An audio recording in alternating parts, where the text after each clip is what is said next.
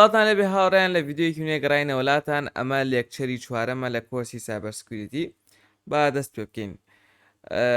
پێشەوەی بڕۆینە ناو ڤیددیۆکەیان ئەمێ پێتان بڵێم لە ڤیددیۆی ئەمڕۆمان هەنێک شتی عملی دەست پێکات و ئیتر بەرەبەرە ئەڕۆینە ناو شتا عملەکان. کۆرس کۆنتیان با بڵێن ڤیددیۆ کۆنتێنتەکەیان لەکسەر کۆنتێنتەکەی ئەمڕۆمان بریتە لە کریپتۆگرافی، ئینکریپشن، دیکریپشن، ئەلگۆریتم، کریپتۆ گرافیکل ئەلگۆریتم، سیمتریک و ئەسیمتریک. اینجا ڕۆین هەنێک شتان پیشانە دەین لە وێبسایت و شتەکانە. ئەمڕۆ باسی ئەم شتانەکەین، با بڕۆینە سەریان دانەدانە باسیکەین و با زۆریش کاتان نەگرین. دێنە سەر کریپتۆگرافی. ئایا کریپتۆگرافی چییە؟ ئێمە پێشتر باسمان کردووە، بەڵام بە شێوەیەکی لەواز وابزانوانی یەکەم بوو، بەڵام بە شێوەیەکی سادە ئێستا زۆر بە جوانی و بەڕوونی باسیەکەین. کریپتۆگرافی بریتیە لە ئینکریپشن و دیکریپشن. یعنی چی؟ یعنی تۆ بۆ نەبا بڵێن تێکستێکت هەیە، نووسینێکت هەیە، ئەم ئەتەوێت ئەم نووسینە بنێری بۆ لایەنی بەرامبەر بۆ کەسێکی تر. ئەگەر کەسێکی تر یان با بڵێن لایەنی بەس تەنها لایەنی دووهەم لێی تێبگات، ئەگەر لایەنێکی تر لایەنی سێهەم و چوارەم ئەم تێکستە ببینن نەتوانن لێی تێبگەن. ئەمە مەبەستی کریپتۆگرافیە. یعنی ئێستا بۆ نمونە ئەگەر سێری ئەم وێنەیە بکەن، ئێمە وشەی هێڵۆمان هەیە کە ئینکریپشنی ئەەکەین کە وشەکە ئەگۆڕین بۆ شێوەیەک بۆ ئەبێتە ئەم وشەیە. دوای ئەوە عفوەن دوای ئەوە کە دیکریپشنیەکەین ئەگەڕێتەوە سەر ئەسڵی وشەکە خۆی. جا مەبەستمانیش لە ئەمەیە. جا ئەم کریپتۆگرافیە مێژوەکەی دێرینە، ئەوە نییە بڵێ لە کۆمپیوتەرە هەیە یانوەکو تازە دروست بووە. نا، پێشتر هەزاران ساڵ پێش ئێستا ڕۆمەکان بەکارهێنێناوە، یۆنانەکان بەکاریان هێناوە بۆ مەبەستی جەنگی زیاتر پێشتر بەکارهاتووە. ئێستا ینی ئێمە ئەلگۆریسمێکمان هەیە بە ناوی قەیسەرەوەیە. قەیسەرە و کاتە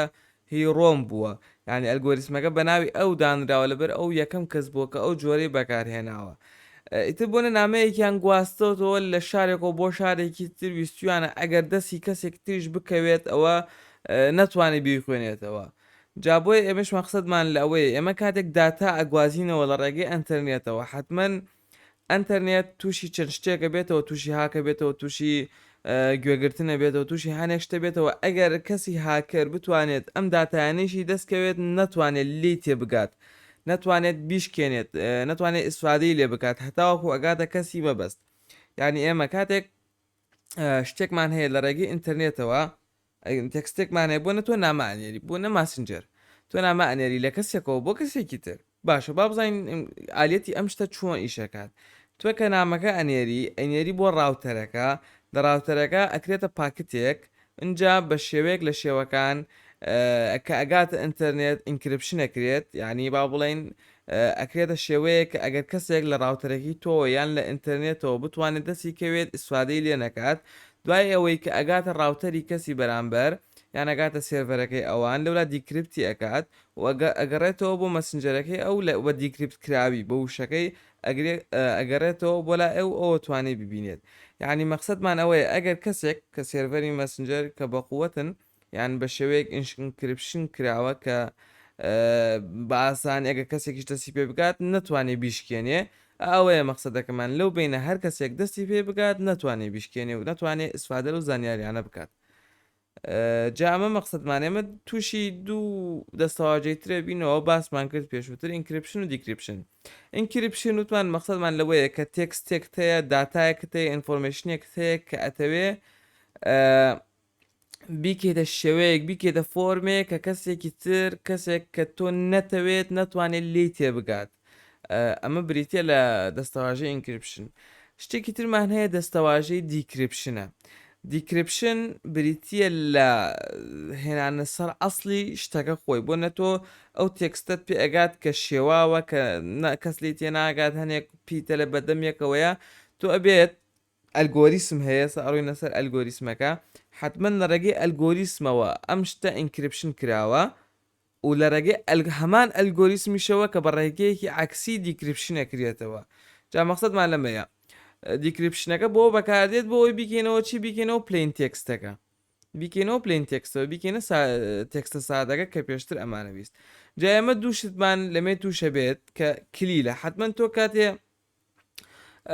کاتێک تۆ شتێک قفڵە دەی با بڵێن ئەو تێکستە قفڵە دەی پێویست بە کلیلە دوای پێویست بە هەمان کلیلە بۆ ئەوەی بیکەیتەوە و لی تێ بگەی ئامیشە هەمان مەفهومی هەیە جا ئێمە دوو جۆر کلیلمان هەیە یان دوو جۆر شتمان هەیە سیمتریکمان هەیە و ئەسیمتریکمان هەیە سیمتریکی ئینکریپشن سیمتریک و ئەسیمتریک ئینکریپشن با بزانین جیاوازیان چییە و چۆن بەکاردێن هەندێک ئەلگۆریسمەیە کە لە ئێستا لە سلایدی دووەمە ڕۆینە سەر ئەو کەسانی کە نازان سلایدەکەی تر ئەو کەسانی کە نازان ئەلگۆریسم چییە هەندێک ئەلگۆریسم هەیە بە سیمتریک ئیشەکات هەندێک ئەلگۆریسمی تر هەیە بە ئەسیمتریک ئیشەکات ئەو ئەلگۆریسمانی بە سیمتریک ئیشەکات تەنها یەک کلیل هەیە بۆچی تەنها یەک کلیل هەیە بۆ ئینکریپشن و بۆ دیکریپشن یعنی با بڵێن پاسوەردێک من وشەیەک ئینکریپشن ئێستا بە عملی شەڕۆینە سەری بۆی جوان تێ بگەن ئێمە وشەیەک ئینکریپشنەکەین و کلی پاسوەردێکی بۆ دانین یان نەکو کلیلێکی بۆ دانێن بۆ نمونە پاسوەردەکە 1 2 3 کە تو ئەینێری بۆ کەسی بەرامبەر حتمما ئەبێ کلیلەکەیش لەگەڵا بنێری بۆ ئەی بیکاتەوە کە 1 2 3 ئەو 1 2 3 داخل کرد ڕێک دیکریپتە بێتەوە توانێ بیکاتەوە باشە ئەمە لە سیمتریک لە ئەسیمتریکە ناوانێ دوو کیمان هەیە پوبڵکی لەگەڵ پرایڤەتکی پوبڵکی و پرایڤەتکی کیەکیان کلیلێکیان پاسۆردێکیان کە زانراوە کە لەگەڵ خۆیەتی پاسۆردێکی تریان کە تەنها لایەنی دووهەمە تەنها لایەنی دووهەمە یعنی ئەگەر لە ڕێگەیشەوە پاسوەردەکە بزانرێت ئەگەر لە ڕێگەیشەوە پاسوەردەکە بزانرێت ئەوە تەنها بۆ ئینکریپشن کردنەکە بەکار هاتووە بۆ دیکریپشنەکە پێویست بە چییە پێویست بە پرایڤەت کیەکەیە کە لایەنی دووهەم ئەبێ بیزانێت بۆی بتوانێت سەیری تێکستەکە بکات بۆیە ئەبێت لە ئەسیمتریکەکەی ئەبێ هەردوو کیەکە بەکار بێت بەڵام لە سیمتریکەکەی تەنها یەکی بەکاردێت دێنە سەر ئەلگۆریتم وشەی ئەلگۆریتم کە ئەبێ هەمووتان بیزانن لە بەرەوەی زۆر دووبارە بێتەوە لە سایبەرسکیوریتیە کۆمەڵێک هەنگاوی دارێژراوە کۆمەڵێک هەنگاوی دارێژراوە کە تو ئەبێ لەسەر ئەو هەنگاوانە بڕۆی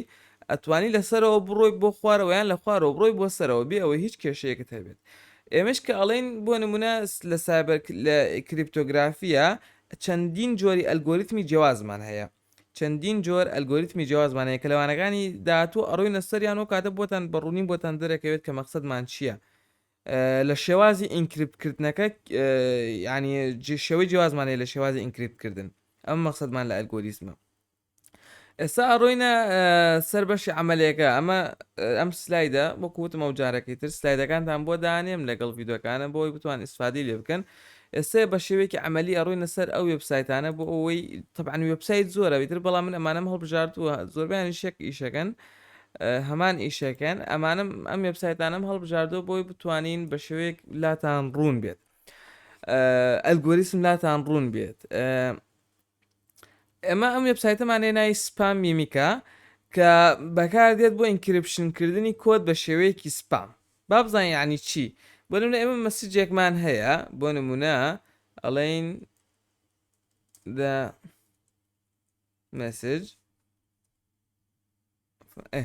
بۆ نمونە the message ئەمە مەسیجەکەمانە کە ئەمانەوێت کەسی بەرامبەر لی تێنەگات ئێمە چی یەکەین ئەمە جۆرێکە لە جۆرەکانی ئینکریپتکردن کە ئینکۆدینگەکەین کە ئینکریپشنیەکەین ئەگەر دیقەت بن سێگا ئەم تێکستمان بۆ ئەهێنێت کردوێت شێوەی ئەم تێکستە کە ئەگەر کەسێک بیبینێت لەوانەیە نەزانێت تەنها تێکستێکی بێزارکەرە هیچ شتێکی لێ تێناگەیت و کەسەکە سەد جاریش بیخوێنێتەوە بڕوان ناکەم لێ تێبگەیە بەڵام ئەگەر ئێوە هەردووکتان ڕێکەوتبن لەسەر ئەم جۆرەکە بۆ بەم ئەلگۆریسمی سپامیمیکە ئێوە زانیاری ئاڵ و گۆڕ بکەنەوە لە نێوان خۆتان ئەوە چێ زۆر ئاسانە بۆ نەسە من ئەم تێکستە کۆپی ئەەکەم ئەم تێکستە کۆپی ئەەکەم ئەڕۆمە سەر بەشی دیکریپتەکە کە بۆ نمونە لەمێ پێیسی یەکەمەوە دیکریپتی یەکەم دیکۆدینگی یەکەم وەکو بینن پلین تێکستەکە تێکستە ئەسلەکەی بۆمان دەرهێنا کە دەمەسیج بوو یعنی ئەمە نمونەیەکە لە نمونونەکانی ئینکریپشن و دیکریپشن و کریپتۆگرافی کە بەکاردهێنرێن دێنە سەر ئەم وێبسایتە دانیش بۆ دائەنێم لەم وێبسایتە توانین سوادەیەکی باشی لێ بکەن. ئێستا ئێمە هەنێک لە خاڵەکانی باسەکەین کە هەنێک ینی ئەلگۆریسم هەیە بۆ نمونە one way hash computation کە ئێستا دێنە سەری باسیەکەین و تێکست ئینکریپشن و دیکریپشنشی تێە هەروەها فایلی تێە توانی فایل ئینکریپشن کەیت و فایل دیکریپشن کەیتەوە ئەگەر کاتە بۆ ڕۆی نەسەرەوەش هەروەها توانین زۆر شتی بکەیت توان خۆتان بگەڕێنێمە هەنێکی باسەکەین دوای خۆتانیش ئەتوانن زیاتر بڕۆم بەدوایە. ئێستا بۆ نمونە ئەمە جۆرێکی ترە لە سیمیتریک لە سیمیتریکەکان بۆ نمونە تێکستێکە نووسین بۆ نمونە the tree دارەکە بۆ نەیتر تۆ ئەتەوێت شتێک بە کەسی بەرامبەر بگەێنیت لەوانەیە شتەکە لای دارەکە یا بێت لەوانەیە لە شوێنێکا بێ دێنە سەر شێوازی ئینکریپتکردنەکە ئێمە چەند جۆرێکی پێمان داوە لەمێ بۆ نە AES ئێستا جۆرێکە لە ئەلگۆریسمە باوەکان بۆ نە پاسوەردەکەی کلی ئەمە کە یەک کلی لە خوات سیمیتریکە ئەیکەن بە 1 2 3 اینجا ئینکریپتیەکەین ئەگەر دیقەت بن ئەمە ئەو شتەیە کە بۆمان دەرچوو حتمما کەس لی تی ناگەیە کەس نازانێت ئەمە چییە ئەم کۆدە ئەم شتێکە بۆمان دەرچوو ئەم سایفەر تێکستێکە بۆمان دەرچووە بەڵام ئەگەر تۆ پاسوەردەکەت لابێت وەکوە بینن لەمێ کە پاسوەردەکە 1 2 3 دەستکەی بە دیکریپت سێرەکەی ڕێک بۆ دەرەکات پێین تێکستەکەت بۆ دەرەکات ئەگەر ئێمە پاسوەردەکە بسڕینەوە یان بە شتێکی زیادە بنووسین پاسوەردەکە بە غەڵەتی دابنین گۆبین نووسراوە باد داتە یعنی ناتوانێت دیکریپتی کاتەوە ئەو پاسوەردە هی خۆی نییە ئیتر جۆری ئەلگۆریسم زۆرە کردانەیەکیان بۆ نەمە RC2 کە وەکۆ بینن شێوازەکەی ئەگۆڕێت حتمما کە شێوازەکەیشی گۆڕا ئیتر هەردانەیەک بۆ سەردەمێک هەردانەیەک بۆ ئیشێک دانراوە دێنە سەر شێوازێکی تر ئەمە ئەوە بوو کە باسمان کرد one way hash computation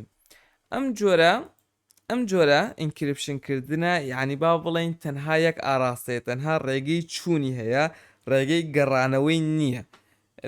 لە خۆی ناوەکەی بۆ شێوەیە بەڵام ئێستا هەنێک فێڵشتیش پیا بووە یعنی ئێمە تەنها ئەتوانین ئینکریپشنی پێ بکەین ناتوانین دیکریپشنی پێ بکەین بەڵام لە ئێستاە فێڵێک پەیدا بۆ ئێسەوەشە باسەکەین یعنی ئێمە تەنها بۆ نمونە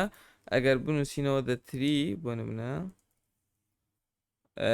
جا ئەمش شێوازی زۆرە بەڵام بەناو بانگەکانیان ئەم شێوازەیە بۆنە MD5 SHA SHA 256 ساڕوێنە سەر ئەو بەشەکانی تریژۆگە بینن ئەم کۆدمان بۆ دەرەچێت بەڵام ناتوانین دیکریپتی کەینەوە خۆی مەقسەدمان لەم ئەلگۆریسمە ئەوەیە بەڵام ئێستا شتێکی تر دەرچووە کە پێی ئەڵێن دیکشنەری ئەتاک چییە دیکشنەری یعنی قاموس ئەم جۆرە ئەتاکە بریتە لەوەی کە کەسێک دانیشتووە هەموو ئەو وشانەی کە بە خەیاڵتە هاتووە یان وشانەی کە دەستی کەوتووە چوە بەم ئەلگۆریسمەیە ئینکریپشنی کردووە و دوای ئەوە کردوێتێ قاموسێک یعنی بەرامبەرەکەی داناوە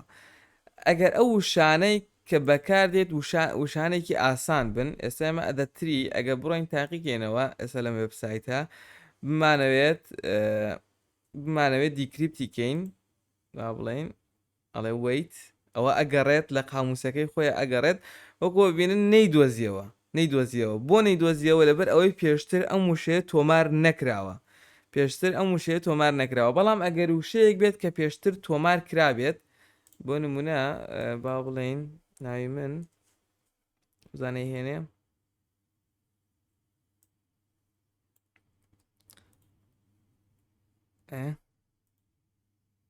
بەڵێ هێنایی وەکۆ بینن ئەم وشەیە ناوی من با بڵێن پێشتر تۆمار کراوە لە فەرهەنگەکەی خۆیانە لە قاموسەکەی خۆیانە بۆیە ئەگەڕێ بە دوایە ئەگەر تەتابوقە بوو ئەگەر وەکو یەک بوون ئەوەی ئیهێنێت ئەڵێت ئینکریپشنکردنی ئەو کۆدە ئەمەیە بەڵام ئەگەر پێشتر دەتری وشەی دەتری لای ئەوان تۆمار نەکراوە کەواتە ناتوانێ بیبینێتەوە جا ئەمە مەقسەدمان لە وەی هاش کۆدینگ بوو کە دیکریپتکردنی زەحمەتە جاروا هەیە تەنها بۆ یەک جار بەکاردەهێنرێت جا چۆن خۆمان لەم کێشە بپارێزین چۆن خۆمان لەوە بپارێزین کە وەکۆ بین هاوڕیان ئەمەشە جۆرەکانی وەن زۆرە چۆن خۆمان لەوە بپارێزین کە یعنی ئەو شتە گەرنتی بکەین کە پێشتر بۆنە پاسوەردەکەی ئێمە یان ئەو وشەی ئێمە پێشتر لە ئەوان تۆمار نەکراوە یان تۆمار نەکراوە و لە فەرهەنگەکەی ئەوانیان لە قاموسەکەی ئەوانە نیە. شتێک هەیە بە ناوی ساڵت، شتێک هەیە بە ناوی ساڵت. ساڵت بە معنای خوێ دێت، ینی شتەکە وەکو شتێکی زیادەیە ئەیخێنە سەر ئەو وشەی کە ئێمە ئەمانەوێت. ئیتر لەوانەیە لە سەرەتای وشەکە بێت، لە کۆتایی وشەکە بێت. ئێستا بۆنە هەر ناوی من، بەڵام ساڵتێکی بۆ زیاد دەکەین بۆنە ئەم ساڵتە بۆم شێوەیە، ینی ساڵتێکی زیادەیە. وەکو بینن ئێستا کە ئەومان بۆ زیاد کرد، ئەمە بە شێوەی MD5 بۆم شێوە دەرچوو. ئەمە ئێستا ئەگەر لەمێ تاقی بکەینەوە هێنای، یعنی بەپێی ئەو ساڵتەیە. ئەگەر تۆ تا چەندێک ساڵتەکەت بە قووەت بێت، ئەوەی کە ئەیخی دەسەری تا چەندێک ساڵتەکەت بە قووەت بێت، ئەوە ئەگەری شکاندنی نامێنێت. یعنی تۆ ئەبێت وشەیەکی زیادە بخەی لەگەڵیە کە وشە زیادەکەت خست لەگەڵیە، حتمما شێوەی دیکریپشنەکەی ئەگۆڕێت. بۆ نمونە ئێستا لەم لە ئەگەر لەمێ بۆنە ئەمە بە ساڵتەکە دابنین، هەنێک وشەی زیادە بدانین لەگەڵی بەو شێوە بزان ئەمە ئەم جارە ئەتوانێت بیهێنێ. عەفوەن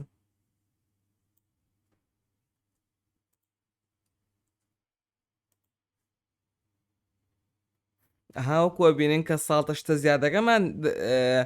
ئەدکردە سەری، ئەم جارە نەیتوانی بیدۆزێتەوە. تێگەیشتن ئەمە مەبەستمان لە ساڵتەکە ئەوەیە کە کەسێک